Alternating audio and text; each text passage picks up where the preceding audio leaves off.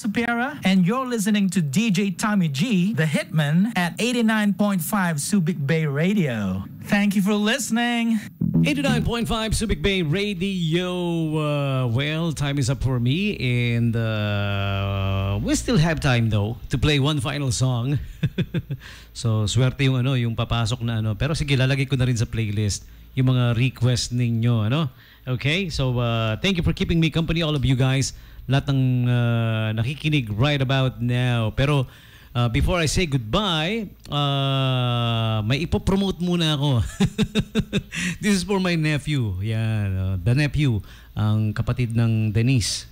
Si Denise and the nephew, magkapatid yan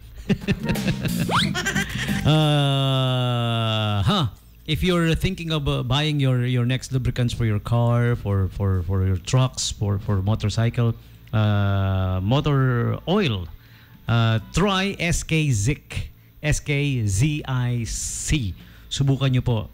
It's a new brand of motor oil. Subukan nyo yung di ba minsan pagka hindi tayo sanay, hindi natin tinatry. Subukan nyo. Aside from your nakasanayan, baka masubukan nyo ito matuwa kayo, magustuhan nyo. Ngayon na nasa Pilipinas na, nakasintetic ka na, sulit ka pa. Yun ang sabi ng aking dear nephew. Okay? Actually, it's a global leader in premium high-quality base oil. Yan, ang SK Zik, the #1 brand in South Korea. Okay?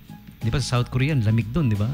Alam niyo yung cold weather, super cold weather, problema yan sa mga sasakyan minsan di ba? So imagine mo how well it will perform dito pa sa Pilipinas, di ba? Hindi naman ganun kalamig dito, hindi nagfi-freeze. Okay, so give it a try. SK Zik, ZIC. Look for it on Facebook para masubukan nyo. SK Zik Lubricants PH. Yan, okay? And also shout out to since bumati na rin ako ng kamag-anak, sagarin ko na yung aking dalawang pinsan na nagpapa-shout out. Ayan, si Ate Connie Morandarte. Ayan. Tsaka si Ate Cristina Biseo. Ayan. Yan dalawang pinsan ko, parehong maganda yan no.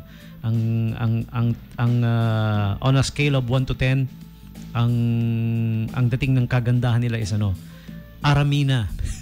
On scale of 1 to 10, Aramina. Dahil birthday kasi ngayon ni Aramina okay? You guys familiar with what I said about Aramina? Yan. Si Ate Connie tsaka si Ate Cristina. Alam niyo ba 'yon na yung nanay ni Aramina si Sally. Ang napangasawa niya ewan ko, anak yata ni Mel Matay or si Mel Matay mismo. Yan. Si Ate Sally, pangalan niya Sally B.